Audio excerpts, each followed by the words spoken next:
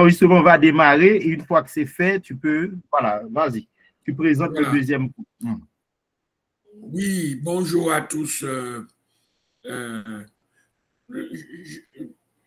vais vous parler de quelque chose que vous avez compris déjà, en fait, fondamentalement. Est-ce que vous avez bien compris, parce que je veux le répéter, vous avez compris le modèle de l'IUS. Le modèle de l'IUS, c'est quoi? Hein? Le modèle de l'IUS est celui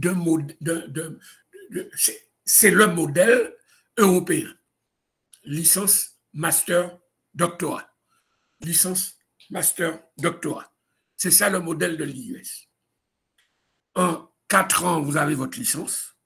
Pas en 10 ans ni en 15 ans. En 4 ans. C'est-à-dire un jeune qui rentre chez nous à 20 ans, à 24 ans, il est licencié. Ou un jeune qui rentre à 17 ans ou à 18 ans, à 22 ans, il est licencié. Pourquoi? Parce qu'en 4e année, nous ne lui demandons pas de payer un directeur de mémoire, de payer une soutenance, de payer un encadrement, de payer, etc. Non, il paye ses frais de scolarité, point final. Et il nous propose un sujet, et nous lui affectons un directeur de mémoire. Si bien qu'il est obligé d'avancer parce que le mémoire est comme une matière quelconque. Le mémoire fait partie du modèle. Le mémoire fait partie de la formation. C'est-à-dire, vous avez à soutenir votre mémoire au mois de juillet. Vous avez dû le remarquer. Chaque mois de juillet, les étudiants de licence soutiennent leur mémoire. Entre le 1er et le 15 juillet, tous les licenciés, tous les étudiants en L4, tous les étudiants en L4 soutiennent leur mémoire. Voilà le modèle du LMD.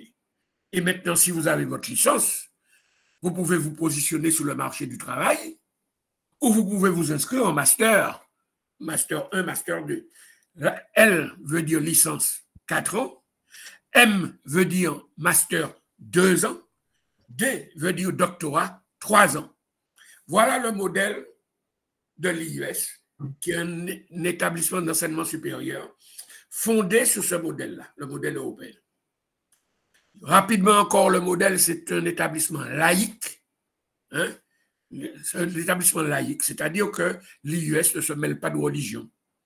Vous avez le droit d'avoir toutes vos croyances, c'est votre droit, mais nous ne nous mêlons pas de ça. Nous ne faisons pas allégeance à telle ou telle religion, pas du tout. Nous sommes un établissement laïque. Chacun est libre de croire en ce qu'il veut, mais l'IUS ne se mêle pas de religion. Nous ne voulons pas en entendre parler. Vous faites ça chez vous, dans vos églises où vous voulez, mais pas à l'IUS. Deuxième point important. Troisième point important, mais le président l'a déjà dit, et j'y vais vite, l'IUS est fondé sur la transparence, la lisibilité, l'encadrement, l'accompagnement. Lisibilité parce que vous savez tout. Tout est dans le livret de l'étudiant. Tout est dans le groupe WhatsApp. Il y a des débats. Tout est dans le site www.ius.education. Tout le monde voit tout. Et les étudiants les plus intelligents, vous savez ce qu'ils ont fait? Vous savez ce qu'ils ont fait, les étudiants les plus travailleurs, les plus responsables, les plus sérieux? Eh bien, comme ils sont au courant des matières qu'ils vont avoir en première année ou en deuxième année et qu'ils rentrent à l'IUS, qu'est-ce qu'ils font? Eh bien, ils ont été voir dans le tableau pédagogique, dans les maquettes pédagogiques que vous trouvez au chapitre 8 de votre livret, puisque vous savez qu'il y a des livrets. Chaque faculté a un livret. Eh bien, ils ont déjà été voir depuis le mois d'août, juillet, août, après leur bac. Une fois qu'ils ont terminé leur bac, même s'ils n'avaient pas encore les résultats, ils allaient voir les livrets de l'étudiant pour voir quelles sont les matières qu'ils auront. Et ils se sont mis déjà à travailler. Mais ça, ils peuvent le faire. Pourquoi? ils peuvent le faire parce que c'est un établissement qui est transparent. Hein? Il y a la lisibilité. Et autre chose, nous sommes là pour répondre à vos questions. L'encadrement, c'est ça. On vous accompagne aussi. C'est l'accompagnement. On clarifie. C'est pourquoi on vous répond rapidement par WhatsApp, par mail. On vous répond. C'est lisibilité, encadrement, accompagnement. C'est le modèle de l'IUS. Quatrième élément pour l'établissement, l'IUS, l'établissement est composé de 5 composantes. 5 composantes. 4 facultés, une école doctorale pluridisciplinaire. La faculté de droit et d'économie de gestion, la faculté des lettres et des sciences humaines, la faculté des sciences et des technologies et la faculté des sciences de la santé et du bien-être. Et le 5e, c'est l'école doctorale pluridisciplinaire. L'école doctorale pluridisciplinaire. Et chaque composante, les facultés sont des composantes, l'EDP est une composante. Hein, dans les composantes, il y a des facultés et une école doctorale. Et chaque composante a votre correspondant, votre interlocuteur, qui est votre secrétariat pédagogique. Et il y a aussi, pour ceux qui sont inscrits en école doctorale, un centre de recherche. Mais enfin, en licence, on n'en est pas encore là. Un 5e caractère de l'IUS, c'est que c'est un établissement qui est au rythme semestriel et régulier. Ça fonctionne par semestre. La notion de session, on ne connaît pas ça. La session, c'est pour les examens. Un établissement au rythme semestriel et régulier, c'est-à-dire le premier semestre commence en octobre, d'ailleurs la semaine prochaine, et prend fin en janvier. Première semaine de janvier, autrement dit à la rentrée de Noël. Le premier semestre est terminé et vous avez des examens par semestre. Le deuxième semestre commence fin janvier, mi-janvier, et prend fin mai. Fin mai. Et vous avez, là aussi c'est une caractéristique, vous avez deux types de contrôle des connaissances. Deux types de contrôle des connaissances. Les contrôles continus, ce qu'on appelle les CC, les contrôles continus, et les examens terminaux. L'examen terminal peut être écrit, peut être oral, mais les deux modèles d'examen, de contrôle de connaissances. Contrôle des connaissances géré par les professeurs et les examens oral, les examens terminaux oral ou écrit gérés par l'administration. L'autre caractéristique des contrôles des connaissances, c'est que dans les CC, ça se déroule tout au long du semestre. Et vous n'avez pas de possibilité de rattraper. Si vous avez raté des CC, c'est fini, vous êtes mort. En ETO, examen terminal écrit ou examen terminal oral, vous pouvez vous rattraper. Alors, autre caractéristique de l'IUS, sixième caractéristique, si vous avez des questions, vous les notez, comme ça je vais y répondre. C'est un établissement, sixième caractéristique, c'est un établissement fonctionnant en présentiel et en distanciel, avec l'enregistrement des cours et des regroupements dans les antennes pour les examens. Des regroupements. Hein? C'est un établissement qui fonctionne à la fois en présentiel et en distanciel. C'est-à-dire un même cours, vous pouvez avoir des étudiants qui sont présents et des étudiants qui suivent en distance. En distance. Septième caractéristique, c'est que l'équipe pédagogique est de haut niveau, y compris pour les licences. Vous allez voir, vous aurez des enseignants qui sont de très haut niveau, qui sont des docteurs très souvent aussi, et qui vous forment de façon exemplaire. Ce ne sont pas des gens qui ont une licence et qui enseignent à l'université. Non, ça n'existe pas à l'IUS. Pour enseigner à l'IUS en licence, il faut être au moins inscrit en doctorat. Il faut être inscrit en doctorat. Ou docteur, ou en doctorat. C'est ça la licence.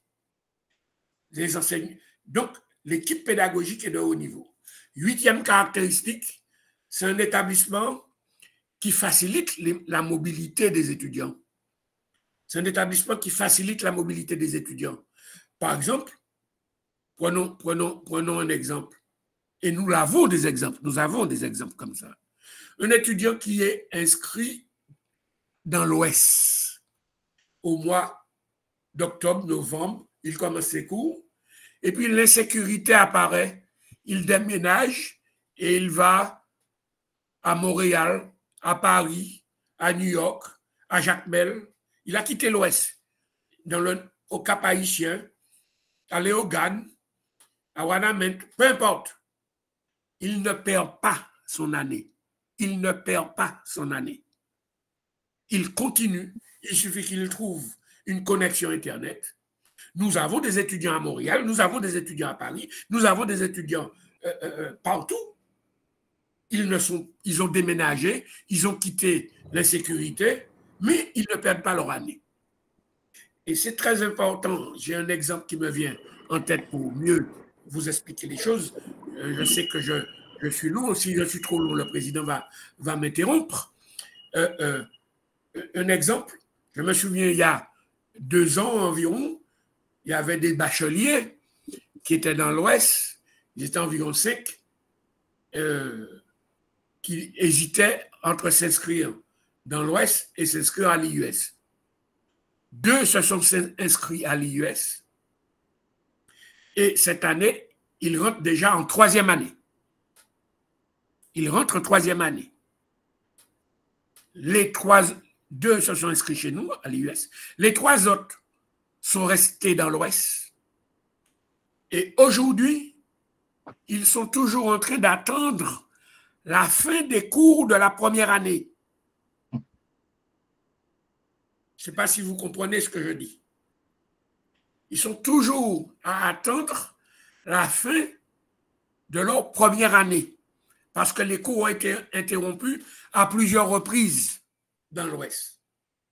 Alors que ceux qui avaient choisi l'IUS, ils sont rentrés là, en octobre, là, en 3e année. Je pense que c'est important de voir l'importance du modèle. Puisque le président m'a dit de vous parler du modèle, eh bien, je veux que vous compreniez complètement le modèle. C'est ça qui est important. Donc, et si après, celui qui avait fui l'insécurité dans l'Ouest décide de revenir chez lui parce que les choses sont réglées, il n'y a plus d'insécurité dans l'Ouest, et bien il retourne dans l'Ouest, chez lui. Il retourne chez ses parents, avec ses parents, il retourne dans l'Ouest. Mais il n'a jamais perdu son année universitaire. Il ne l'a jamais perdu. C'est pour ça que je veux que vous compreniez la souplesse et l'importance du modèle. 9e caractéristique du modèle, c'est l'organisation des cours. Ça fait partie de points que je vais voir avec vous, en particulier, comment les cours sont organisés. Et la 10e caractéristique, le président vous en a déjà parlé, chaque étudiant qui s'inscrit à l'IUS, on lui donne une adresse mail. Et c'est avec cette adresse mail que tout se fait. Donc, et vous avez une séance, comme aujourd'hui, c'est ça le but d'aujourd'hui, c'est de faire une séance une séance pour comprendre le modèle. C'est ce à quoi ça sert. Alors, je ne sais pas si le président permet que je traite de mon 2e point qui concerne les emplois du temps et tout. Très bien. Il faut. Oui. Oui, vas-y. Oui, c'est bon. Bon, eh bien, puisque moi, j'avais à vous présenter le modèle et ensuite les EDT. Alors, comment les cours fonctionnent? Comment les cours fonctionnent? Eh bien, les cours fonctionnent de la façon suivante. Tout d'abord, il faut savoir que les licences ont cours du lundi au samedi de 8h à 17h. Quand on dit ils ont cours du lundi au samedi de 8h à 17h, ça ne veut pas dire que chaque lundi, ils ont cours de lundi de 8h à 17h. Chaque mardi, ils ont cours de 8h à 17h. Chaque mercredi, ils ont cours de 8h à 17h. Chaque samedi, etc. Non, non, non, non. C'est la plage dans laquelle, c'est la plage horaire dans laquelle vous allez avoir des cours. Vous pouvez très bien avoir cours le mardi matin de 8h à 12h et lundi, vous n'avez pas eu cours. Et vous pouvez avoir cours mercredi après-midi de 14h à 17h. Donc, mais comment vous allez savoir que la semaine prochaine, vous aurez un cours lundi, vous aurez cours mardi et mercredi, etc. Comment vous allez le savoir? Eh bien, vous allez recevoir chaque vendredi ou au maximum samedi, vous allez recevoir ce qu'on appelle l'emploi du temps, ce qu'on appelle l'EDT. Vous regarderez votre adresse mail, vous allez recevoir votre emploi du temps de la semaine. Chaque vendredi ou chaque samedi, vous recevez l'emploi du temps de la semaine suivante. C'est clair? Pour les licences, c'est de 8h à 17h. Pour les masters, ça ne vous regarde pas, mais je vous le dis quand même. Pour les masters, c'est du lundi au vendredi de 14h à 20h et samedi et dimanche de 8h à 20h.